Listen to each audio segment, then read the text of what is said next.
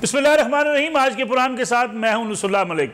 अदम एतमाद की तहरीक पेश होते ही मुल्क के अंदर सियासी पारा अरूज पर पहुंच गया था, लेकिन अब पारा मुसलसल बढ़ता चला जा रहा है। वज़ीर आज़म अवामी जलसों से खिताब कर रहे हैं और अवामी जलसों से खिताब करते हुए अपनी उसी मुहिम को, इंतखाबी मुहिम को जारी रखे हुए हैं जो वो इलेक्शन से पहले कर रहे थे। वही जलसे, वही तकारीर, वही एहतसाब के नए नारे कि मुल्क के अंदर चोरों को, डाकुओं को वो छोड़ेंगे नहीं। इन हालात में लंदन में एक बड़ी अहम मुलाकात की खबरें सामने आई। अब्दुल अलीम खान जो कि साबिक सूबाई वज़ीर हैं, पाकिस्तान तहरीक इंसाफ के रुकन सूबाई असम्बली हैं, उन्होंने मुलाकात की साबिक वज़ीर आज़म मियाँ नवाज शरीफ से। अगरचे इस खबर के बारे में अभी तक कुछ तस्दीक या तरदीद की बातें भी मंज़र आम पर हैं, लेकिन ये बड़ी अहम मुलाकात तस्वर की जा रही है, क्योंकि नंबर्स पूरे करने के लिए अपोजिशन को भी उन लोगों की हमायत चाहिए जो इस वक्त हुकूमत के साथ है। हुकूमत को अपने इत्तेहादियों को भी साथ रखना है। साथ साथ हुकूमत दावेदार है कि कुछ अपोजिशन के अरकान भी वज़ीर आज़म के साथ मिल चुके हैं, लेकिन इन हालात में वज़ीर आज़म की जलसों से ज़बान, वज़ीर आज़म के लहजे में तलखी, बढ़ती तलखी और मुखालफिन को ललकारने का जो अंदाज़ है वो ये बता रहा है कि कहीं ना कहीं घबराहट मौजूद है, हुकूमत के अंदर कहीं पैनिक मौजूद है, जो वज़ीर आज़म को जलसों से खिताब करना पड़ रहा है। दीर के जलसे के बारे में भी इलेक्शन कमीशन ऑफ पाकिस्तान ने वज़ीर आज़म को मना किया कि वो इलेक्शन कमीशन के रूल्स के मुताबिक जलसे से खिताब नहीं कर सकते, लेकिन वज़ीर आज़म जलसे से खिताब करने पहुँचे और वज़ीर आज़म इमरान खान साहब ने इस जलसे से खिताब करते हुए उस मौक़िफ़ को भी दोहरा दिया कि जो मुसलसल वो कहते आ रहे हैं अपने मुखालफिन के नाम लेने के हवाले से, उनको पुकारने के हवाले से। वज़ीर आज़म ने आज आसिफ अली जरदारी और शहबाज शरीफ और मौलाना फजल रहमान के बारे में क्या कहा, यह सुनिएगा। खतरनाक डीजल, शक्ल से डाकू लगने वाला जरदारी, ड्रामाबाज, शोबाज, ये तीन चूहे निकले हैं मेरा शिकार करने के लिए और इंशाअल्लाह इनका शिकार होगा जल्दी। साथ साथ वज़ीर आज़म ने यह भी कहा कि आर्मी चीफ जनरल बाजवा से उनकी बात हुई तो उन्होंने उन्हें मना किया कि वो वज़ीर आज़म जो है इमरान खान, मौलाना फजल रहमान को डीजल कहकर न पुकारें। अभी मेरी जनरल बाजवा से बात हो रही थी, उन्होंने कहा कि इमरान देखें फजल रहमान को डीजल ना कहना। मैं तो जनरल बाजवा नहीं कह रहा, लेकिन अवाम उसका नाम डीजल रख दिया, अवाम ने उसका नाम। मौलाना फजल रहमान के खिलाफ मुसलसल इस किस्म के इल्काबात वज़ीर आज़म अपने जलसों में, अपने इंटरव्यूज़ में कहते हुए सामने आ रहे हैं। उसके साथ साथ अपोजिशन की तरफ से भी जवाब कुछ सख्त ही दिया जाता है। इन हालात में सियासी पारा अरूज पर है तो एक दूसरे पर इल्ज़ामात की बारिश भी हो रही है। साथ साथ जिस तरीके से नाम बिगाड़े जा रहे हैं, मुल्की सियासत किसी तसादम की तरफ जाती दिखाई देती है। आज के प्रोग्राम में इसी का जायजा लेंगे और हमारे साथ मौजूद होंगे मुल्क के सीनियर सियासतदान, पाकिस्तान पीपल्स पार्टी के सीनियर रहनुमा, साबिक वफाकी वज़ीर जनाब कमरुज़्ज़मान कायरा साहब, उनके साथ तशरीफ़ रखते हैं दिफाई तज़कियाकार जनाब lieutenant general retire Naeem Khalid Lodhi साहब। दोनों मेहमानों से पूछेंगे कि पाकिस्तान में क्या जमहूरियत को खतरात लाहक हो सकते हैं, क्या इस वक्त सियासी माहौल किसी तसादम की तरफ बढ़ रहा है, इसके नताइज निकलेंगे क्या। जनरल नईम खालिद लोधी साहब, बहुत बहुत शुक्रिया प्रोग्राम में वक्त देने का। ये बताइएगा कि कल ही फौज के तर्जमान DGISPR ने वाज़े तौर पर कहा कि फ़ौज का सियासत से कोई लेना देना नहीं, लेकिन आज ही वज़ीर आज़म इमरान खान साहब एक अवामी जलसे से खिताब करते हुए कह रहे थे कि जनरल बाजवा ने उन्हें फ़ोन पे कहा है कि वो मौलाना फजल रहमान को डीजल कहकर ना पुकारें। जी, आप ठीक कह रहे हैं। देखिए, मुझे नहीं पता कि अगर कोई ऐसी बात हो जिसमें एक दूसरे को मशवरा दिया जाए या कोई ऐसी बात कही जाए जिसमें किसी की भलाई हो, क्या उसको सियासत से ताल्लुक उसका जोड़ा जा सकता है या नहीं जोड़ा जा सकता, ये भी मुझे मालूम नहीं कि ये टेलीफोन पे उनकी बात हुई है या जब ये J-10 जहाज देखने गए थे आपस में, जो मुलाकात जब हुई है वहाँ भी ये बात हो सकती है। तो मेरा ख्याल है कि नॉर्मल गुफ्तगू और सियासी गुफ्तगू में फ़र्क होता है। ये ऐसे ही है जैसे कोई किसी को बताए कि आपकी ये थोड़ा सा बटन अपना बंद कर लें शर्ट का, या ये आप तस्मा ठीक कर लें, तो ये तो कोई इतनी बड़ी सियासी बात नहीं है, लेकिन मेरा ख्याल है कि जो उन्होंने मशवरा दिया वो है अच्छा। कमरुज़्ज़मान कायरा साहब, ये बताइएगा कि आपने माशाल्लाह सियासत के उतार चढ़ाव सारे देखे। इस वक्त जो सियासत हो रही है, अगरचे अपोजिशन अदम एतमाद की तहरीक पेश कर चुकी, लेकिन उसके बाद जो जलसों में जो ज़ुबान इस्तेमाल की जा रही है, जिस किस्म के इल्काबात से नवाजा जा रहा है सियासतदानों को, वज़ीर आज़म हों या अपोजिशन के कुछ रहनुमा हों, ये सियासत किस तरफ जा रही है? पहले तो बात यह जी बड़ा अफसोसनाक सूरत हाल है। ये हमारे सियासी लिसान का बहुत बर्बादी की अलामत है और मुल्क में सियासत इतने सतह तक गिर गई है कि अब क्या कहा जाए। लेकिन इसमें किसी को क्लब करने के लिए जरूरी है कि पहले इस बात को डिस्टिंक्ट कर दिया जाए, अलग कर दिया जाए कि कौन है जो उज्जत है, कौन तो जो इसका आगाज कर रहा है। ये चोर डाकू, ये बेगैरत, ये फला, ये जबान किसकी है जो तसलसल के साथ ये बातें कही जा रहा है? तो वजीर आजम पाकिस्तान, ठीक, जो असेंबली में, जो तकरीरों में, जो जलसों में, जो इंटरव्यूज में, जो गैर ममालिक में बैठे हुए भी यही जबान इस्तेमाल करता है अपने मुखालफिन के लिए, और वो तसादम की एक कैफियत लिए बैठा है। वो उनके ऊपर केसेस बना रहा है, अदालतें कह रही हैं केसेस में है कुछ नहीं, वो केसेस पे केसेस बना रहा है और उनको हर हाल में गलत साबित करने की कोशिश है, फ्रस्ट्रेशन है।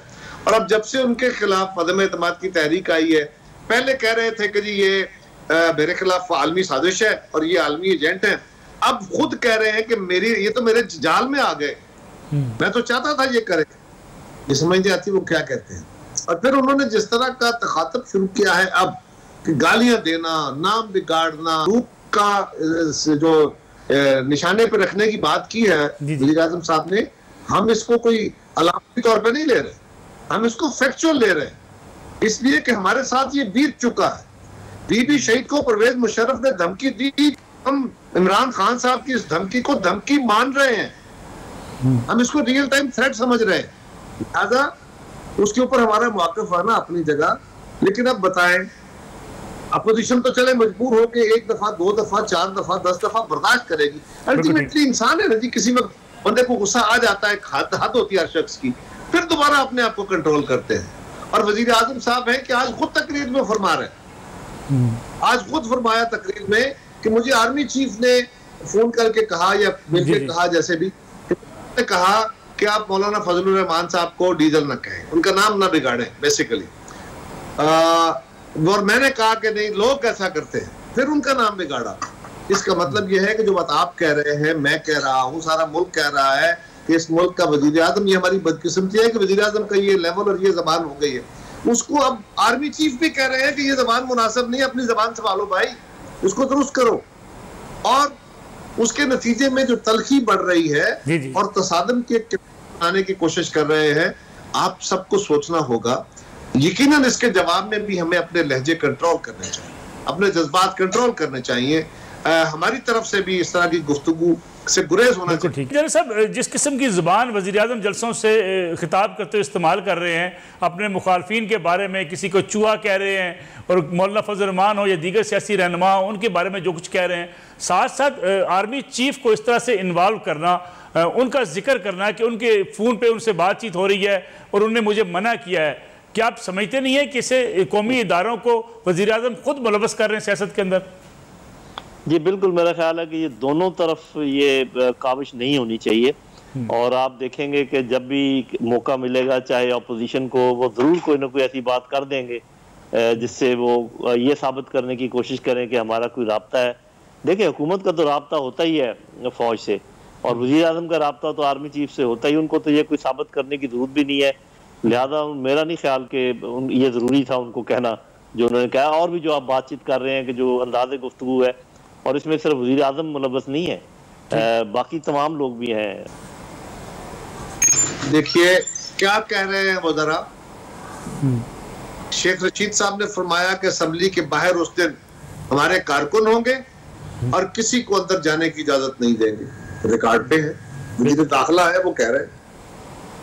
वो जरा कह रहे हैं कि स्पीकर उनको वोट नहीं डालने देंगे। ठीक, यकीनन हुकूमत के इत्तेहादी टूटेंगे या हुकूमत के अपने लोग टूटेंगे अवामी दबाव के जरिए, वरना तो ये बात दुरुस्त है कि हुकूमत के पास वोट ज्यादा है, अपोजिशन के पास वोट उतने पूरे नहीं अपने, बाकी वोट उनके साथ आएंगे।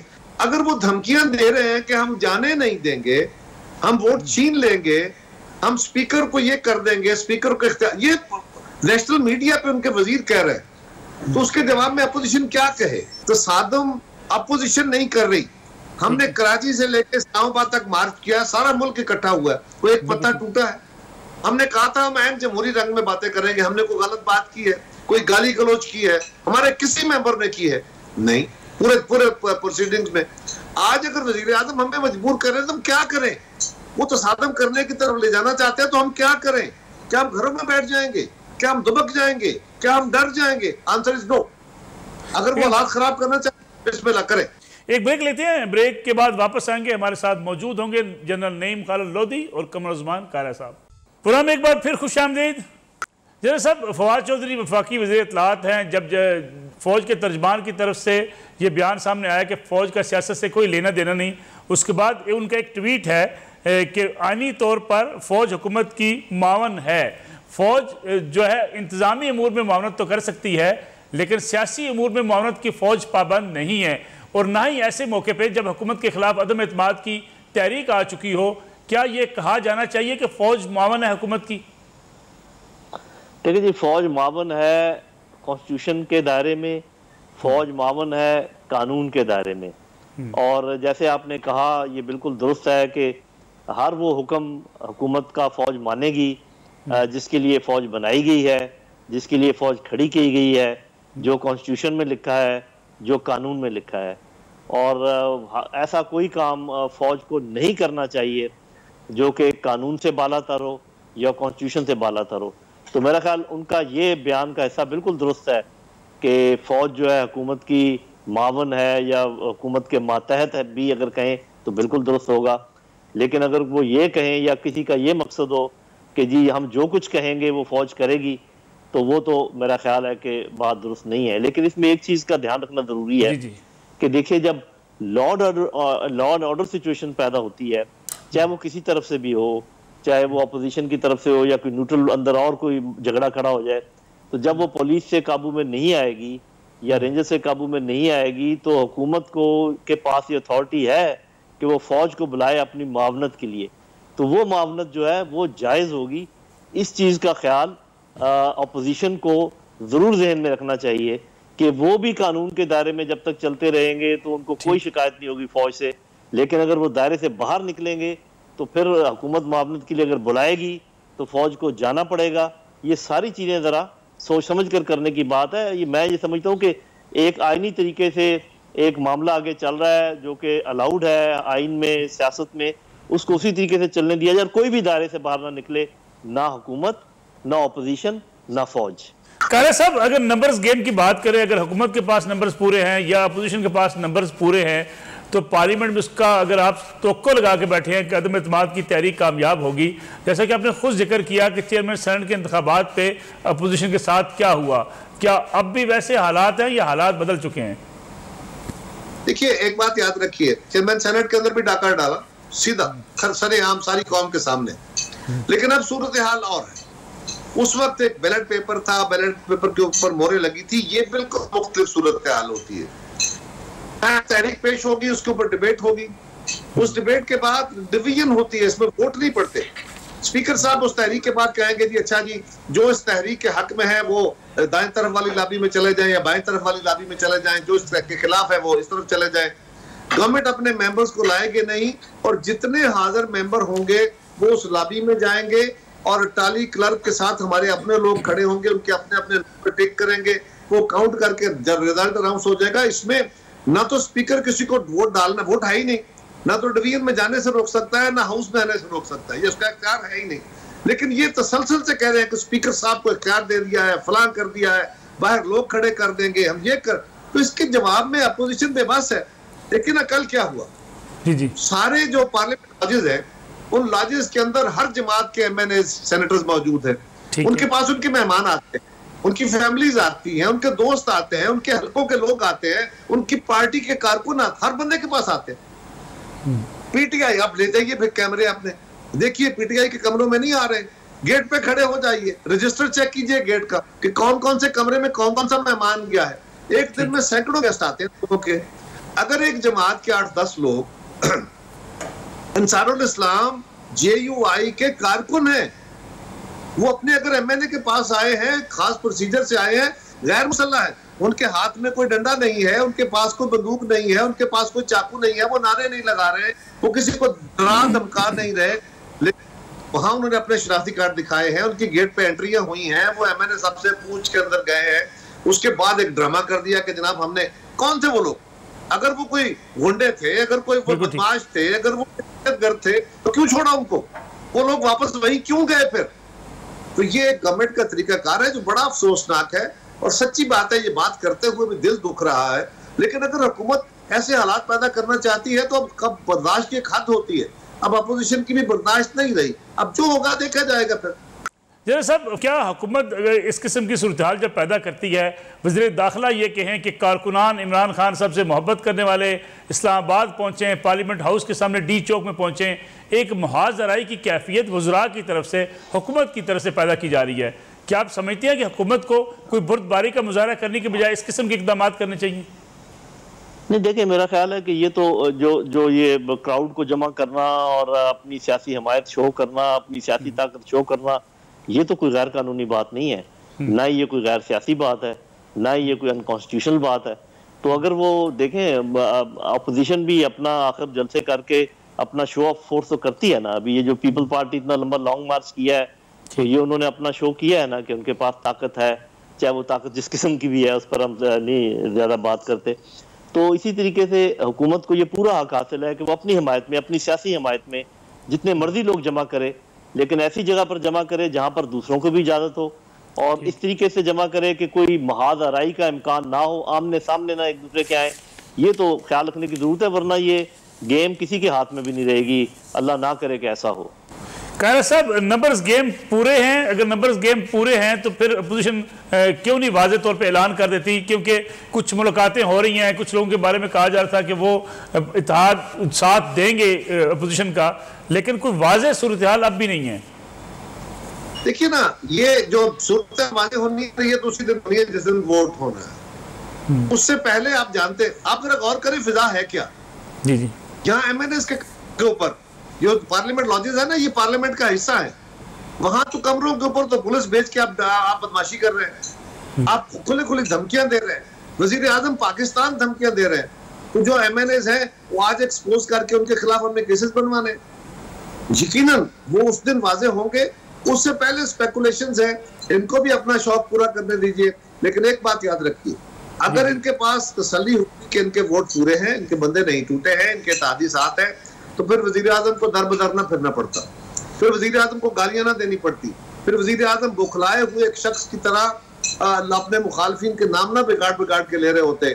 फिर वजीर दाखिला को यह ना कहना पड़ता कि पार्लियामेंट के बाहर लोग खड़े करेंगे और हम किसी को जाने नहीं देंगे। फिर यह ना कहना पड़ता वजीर इत्तलात को कि जिस स्पीकर को इख्तियार दे दिया गया है वो किसी को वोट नहीं डालने देंगे। ये सब घबराए हुए लोगों की अलामतें। जरा साहब, आपका फ़ायदा उठाते हुए मैं आपसे ये भी जानना चाहूँगा कि हिंदुस्तान की तरफ से मिसाइल फायर हुआ, अगरचे गलती मान ली गई, लेकिन कितनी गैर जिम्मेदाराना ये वहाँ पे जो है एडमिनिस्ट्रेशन पाई जाती है, फौजी एडमिनिस्ट्रेशन के। वहाँ पे अगर एक मिसाइल चल जाए और उसका पता ही नहीं चले कि वो बगैर किसी वजह के चल गया। जी, ये इसीलिए इसको हजम करना इतना आसान नहीं है। जब वो कहें कि जी हमसे गलती हो गई है, गो के इसके इम्कानात हैं। और जो DGSPR की कॉन्फ्रेंस से मैंने अंदाज़ा लगाया कि उनका अपना अंदाज़ा ये था, गो कि उन्होंने खुलकर ये बात कही नहीं है। इस तरीके से उन्होंने ज़रूर कहा है कि उनकी जो टेक्निकल एबिलिटी है, उनकी जो कंट्रोल एबिलिटी है, उसके ऊपर सवालात उठते हैं। लेकिन ये एक ऐसा मिसाइल था जो कि न्यूक्लियर वॉरहेड कैरी कर सकता है। तो मेरा ख्याल है कि पाकिस्तान की तरफ से, खासकर वजारत खारजा की तरफ से, एक बहुत स्ट्रॉन्ग रिएक्शन आना चाहिए था, इररिस्पेक्टिव कि वो उन्होंने उनसे गलती हुई है या उन्होंने जान के किया, क्योंकि जान के करने के इम्कानात आप मुस्तरद नहीं कर सकते, वो खारिज इम्कान नहीं है। लेकिन मुझे थोड़ी सी हैरत है कि हुकूमत को जिस तरीके से रिएक्ट करना चाहिए था इंटरनेशनल, ये कोई छोटी बात है मेरे भाई कि एक ऐसा मिसाइल जिसके ऊपर आप एटमी हथियार लगा सकते हैं, वो घूमकर आपके इलाके में आ जाए और वो कहें जी गलती होगी। हो सकता है वो और कोई काम कर रहे हो, आपके वो टेक्निकल एबिलिटी चेक कर रहे हो, आपके रडार चेक कर रहे हो, आपका रिएक्शन चेक कर रहे हो। ये तो फौरी तौर पे UN सिक्योरिटी काउंसिल का इजलास बुलाने की जरूरत है इसमें, या कम से कम किसी लेवल पर इस बात को उठाना चाहिए। ये खामोशी जो है, सिर्फ एक प्रेस कॉन्फ्रेंस जो है, मेरा नहीं ख्याल कि ये काफ़ी है। क्या सिर्फ माजरत कर लेने के बाद अब हुकूमत जो है वो खामोशी इख्तियार करेगी या इस मसले को उठाएगी? नहीं, अब तो देर होगी ना। ये हर बात का एक वक्त होता है मेरे भाई।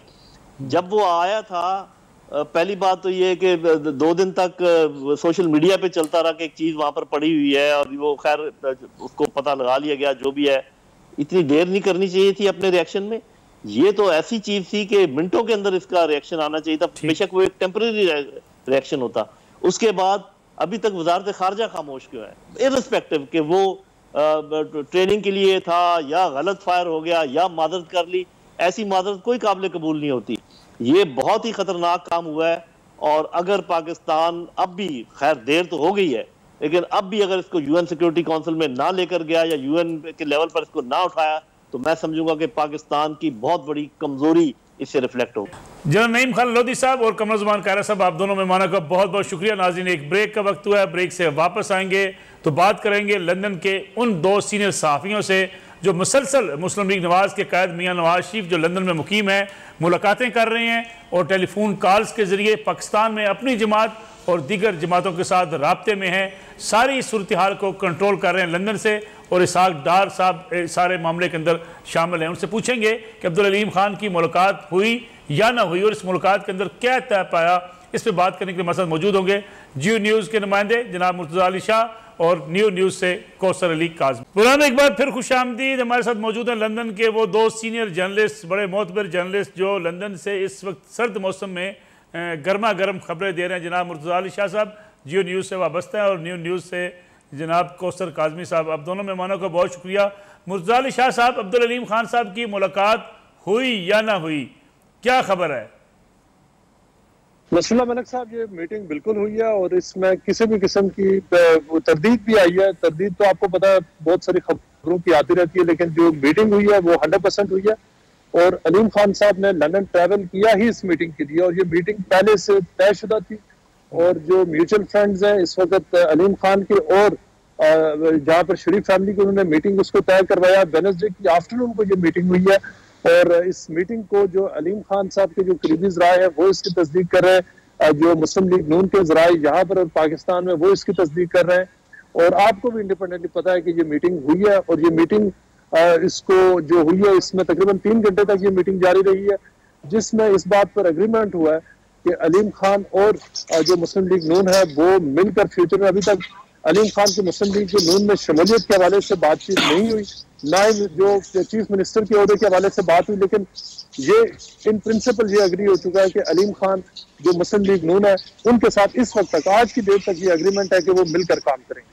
मुर्तज़ा शाह साहब, अगर तादाद की बात की जाए, अलीम खान साहब के साथ कितने लोग हैं, उनके जो ज़राए हैं वो क्या बताते हैं? क्योंकि जहांगीर खान तरीन से उनके मुलाकात तो नहीं हो सकी, लेकिन उनके पास अपने कितने अराकीन असम्बली हैं जो जिन्हें हम कह सकें कि ये अब्दुल अलीम खान साहब के ग्रुप में उनके साथ हैं? जी देखिए, सबसे पहले मैं आपको जहांगीर तरीन साहब के हवाले से एक अहम बात बता दूं। मुझे जिस हॉस्पिटल में जहांगीर तरीन साहब की ट्रीटमेंट हो रही है उसके जो डॉक्टर्स हैं उन्होंने मुझे तस्दीक की है कि जहांगीर तरीन साहब जब से आए हैं वो पहला भी बहुत क्रिटिकल थे, उसके बाद डॉक्टर्स ने उनको हॉस्पिटल से डिस्चार्ज किया, वो अब घर पर है। लेकिन जहांगीर तरीन साहब उन्होंने फोन पर कुछ जरूर बातचीत की अपने पार्टी के लोगों से, लेकिन जहांगीर तरीन साहब अभी भी बीमार हैं और उनको रेगुलर जो है ना मेडिकल ट्रीटमेंट उनकी चल रही है। यही वजह है कि जहांगीर तरीन साहब, उनकी फैमिली उनको किसी से नहीं मिलने दे रही। वो उन्हें कह रही है, उनके बेटे और उनकी मिसेज और उनकी बेटियां, कि आप सबसे पहले अपनी हेल्थ पर फोकस करें। जहांगीर तरीन ने इस वक्त टोटल फोकस मैं आपको बताऊं वो सिर्फ हेल्थ पे रखा है। अभी तक उनकी सवाए चंद एक जाती दोस्तों की उनकी किसी से मुलाकात नहीं हुई, वो सिर्फ और सिर्फ फोकस कर रहे हैं अपनी हेल्थ पर। और यही वजह है कि अगर अभी तक उनकी अलीम खान साहब से मुलाकात नहीं हुई तो उसकी वजह भी है। दूसरी तरफ जो अलीम खान साहब के ग्रुप की बात है वो पब्लिकली कह चुके हैं। उनका ये कहना है कि तकरीबन उनके पास 1 दर्जन से ज्यादा 15 MPs का उनके पास दावा है कि वो उनके पास है और ये कि वो उनका एक स्ट्रॉन्ग ब्लॉक मौजूद है। जहांगीर तरीन ग्रुप के साथ उनका कॉन्टैक्ट है और जो उन्होंने वहां पर भी जो लाहौर में जो पब्लिक उन्होंने एक डिस्प्ले किया था, दोनों ग्रुप्स आए थे जिसमें अलीम खान ने खुलकर अपने जो इख्तिलाफात थे, जो उनकी ग्रीवेंसेस थी, उनका इजहार किया था। ये सारी चीजें भी अचानक नहीं हुई थी, वो पहले से तयशुदा थी। काफी दिनों, काफी वीक से इन उमूर के ऊपर बातचीत चल रही थी। एक और चीज जो मैं आपको बता दूं वो ये है कि अलीम खान साहब को आने से पहले जो तकरीबन 3 डिफरेंट डेलीगेशन है वो उनसे मिले और उन्होंने उनसे कहा कि वो आकर उनके साथ कि ना जाए, लंदन ना जाए, वो इमरान खान साहब से मिले। लेकिन अलीम खान साहब ने माजरत कर ली। यानी आप यूं कह लें कि अलीम खान साहब ने एब्सोल्युटली नॉट कहा है कि वो नहीं मिलेंगे, क्योंकि अलीम खान साहब ये समझते हैं कि उनके साथ बहुत ज्यादती हुई है। जी शाह साहब, मुझे एहसास है सर्द मौसम का, आप जरा हमारे साथ मौजूद रहिएगा। कौसर काजमी साहब भी हमारे साथ मौजूद हैं। कौसर काजमी साहब, लंदन की खबरें बड़ी अहम खबरें हैं, क्योंकि सारे फैसले जो है वो इस वक्त मियाँ नवाज शरीफ जानते हैं, आसिफ अली जरदारी साहब जानते हैं, मौलाना फजल रहमान या शहबाज शरीफ साहब। क्या हालात क्या हैं? मियाँ नवाज शरीफ मुतमिन हैं कि अदम एतमाद की तहरीक कामयाब हो जाएगी?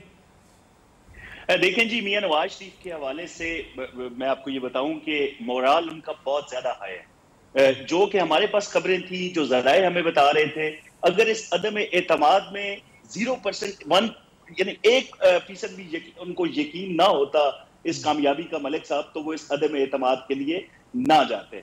अलीम खान का उनसे मिलना यकीनी तौर पर हुकूमत वक्त के लिए परेशान कुन है। ये जो मुलाकात थी, ये कोई अचानक मुलाकात नहीं थी मलिक साहब।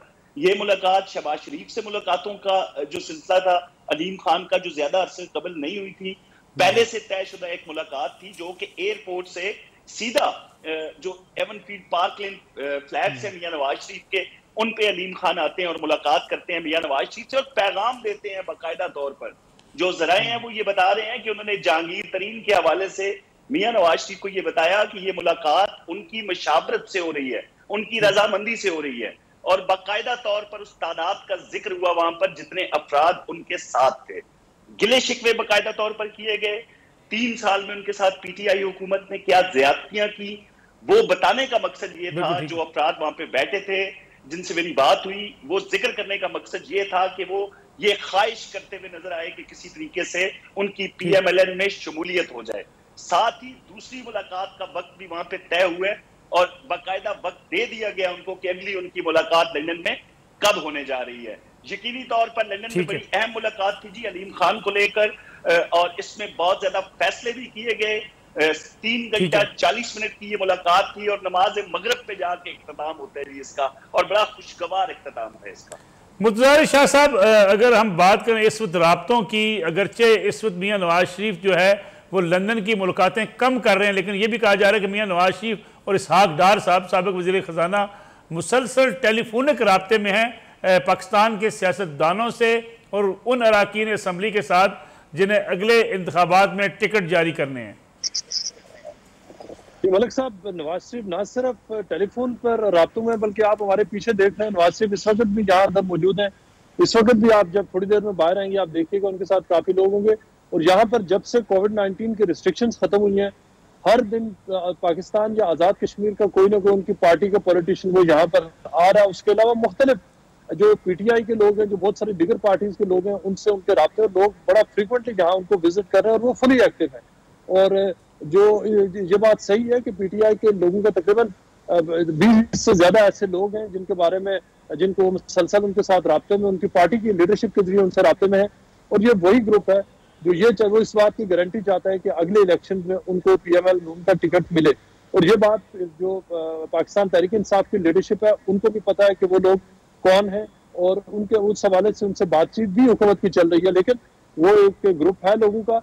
और दूसरी तरफ नवाज शरीफ अपनी जो पार्टी की जो जितनी भी पॉलिटिक्स है वो यहाँ से रोजाना की बुनियाद पर वो जो अपने घर से जहाँ से वो मुसलसल जो है ना वो न सिर्फ कारकुनों के साथ राब्ते में बल्कि पार्टी लीडरशिप के साथ भी मुख्तलिफ हवालों से राब्ते में, और उसके साथ साथ उनका मौलाना फजल रहमान के साथ और जो मुख्तलिफ जो बलोच लीडर्स हैं उनके साथ डेली बेसिस पर थ्रू व्हाट्सएप उनका राब्ता है। जी बहुत बहुत शुक्रिया मुर्तज़ा शाह साहब। कौसर काज़मी साहब, ये बताइएगा कि इसहाक डार साहब के बारे में कुछ खबरें हैं कि जो हुकूमत के इत्तेहादी ग्रुप्स हैं, ख़ासतौर पर अगर हम एमक्यूएम की बात करें, उनके साथ राब्ते हुए हैं इसहाक डार साहब के, क्या ये दुरुस्त है?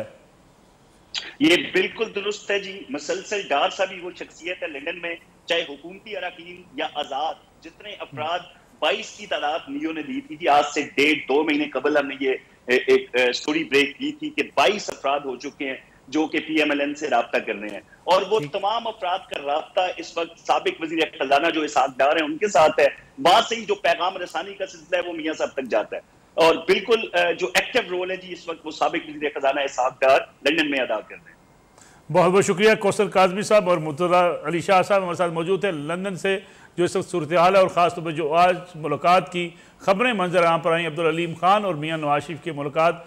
इसके बाद अब देखना ये है कि अब्दुल अलीम खान कितने वोट लेकर जो है अदम एतमाद की तहरीक पंजाब में उसको सपोर्ट करने में कामयाब होते हैं। हुकूमत दावेदार है, फवाद चौधरी साहब कहते हैं कि अब्दुल अलीम खान इस वक्त पाकिस्तान तहरीक इंसाफ के साथ हैं और वो कहीं नहीं जा रहे, लेकिन ख़बरें हुकूमत के लिए कुछ अच्छी नहीं हैं। कल इंशाल्लाह आपकी खिदमत में दोबारा हाज़िर होंगे। इजाज़त दीजिए, अल्लाह हाफ़िज़।